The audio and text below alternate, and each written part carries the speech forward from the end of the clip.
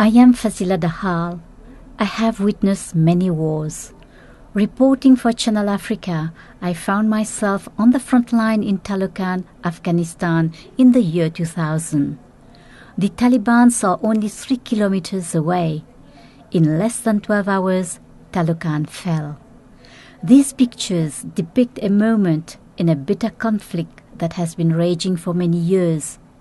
I shall be addressing the media in the Democratic Republic of the Congo in mid-October on journalists working in war zones. It is indeed a pity that in the 21st century we are still covering wars. For me, the real antidote to war is love. Watch the following footage of my time in Taloqan. It was from Dushanbe, the capital of Tajikistan, on Afghanistan's northern border, that we headed for the town of Taloqan on invitation from the Northern Alliance rebels in bitter conflict with the Taliban forces.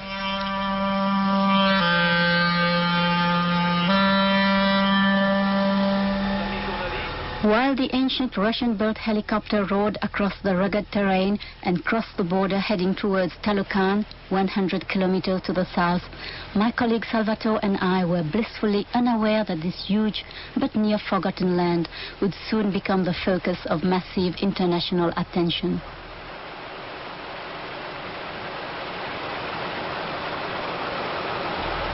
And as we stared uneasily at this grim reminder of the consequences of war early in September 2000, we reflected on the sad realities of the name conquering Persians had bestowed on these people 3,000 years ago.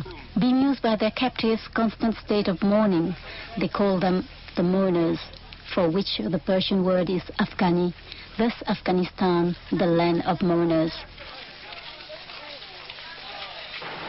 Little did we realize that from the day of our arrival in Afghanistan, exactly 1 year and 11 days later, yes, that number 11 again, terrorists would strike into the heart of the United States, and our Northern Alliance host would become very important allies for those wishing to probe the inhospitable land of Afghanistan. The town of Taloqan is poverty-stricken, its people eking out an existence as best they can. Ravaged by war, they have been the victims of attacks and counterattacks as the forces of the Taliban and Northern Alliance rebels struggle for dominance. With little hope for the future, there is little incentive for urban pride and reconstruction.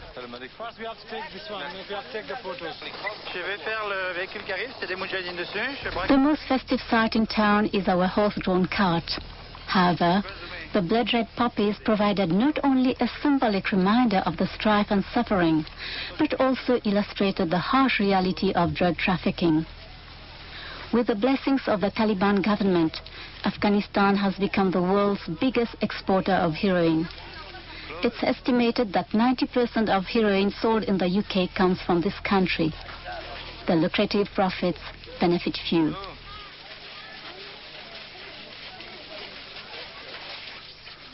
Even precious water is drawn from the arid land under the most primitive of circumstances. Only 6 kilometers from the front line, their position threatened by a superior Taliban force, these rebels take a brief break in a town torn by tragedy. Indeed, the true tragedy is that the warring sides hold the same history, the same faith, the same culture, and above all, the same future. Children, often the main victims, frequently the most adaptable, today still have a town to live in and a home to go to. But for how long? They share a precarious life. Sweets are rare in Taloqan and prompt the little citizens to speak English. Thank you.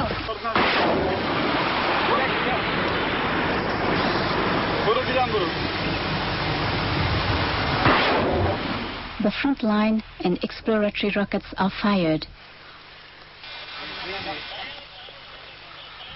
Mainly the rebels are equipped with Russian rejects, but this could now change drastically as the powerful International Alliance Against Terrorism seeks Northern Alliance support against Osama bin Laden and his supporters. In return, the rebels will demand weapons and other supplies. It is across this valley that the Taliban forces have been attacking the Northern Alliance positions.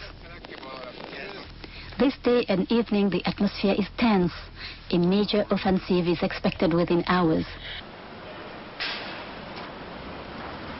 It is one of the supreme ironies of this war that while prayers are being said on this side of the no man's land, virtually identical prayers are being said on the other side by the Taliban enemy.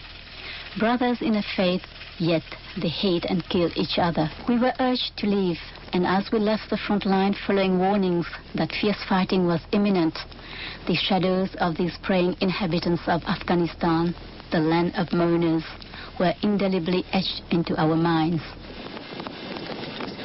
Very early the next morning, we fled the town of Taloqan just ahead of the victorious Taliban forces. Earlier, more than 100,000 panic-stricken people had deserted the town, fearing persecution by the invaders. This is but a small story within the harsh reality of Afghanistan, a country with a seemingly never-ending history of conflict, a country where the groans of mourning and mourning are continually heard. It is a land of tragedy, and today its future is as uncertain as it ever was, perhaps even more so.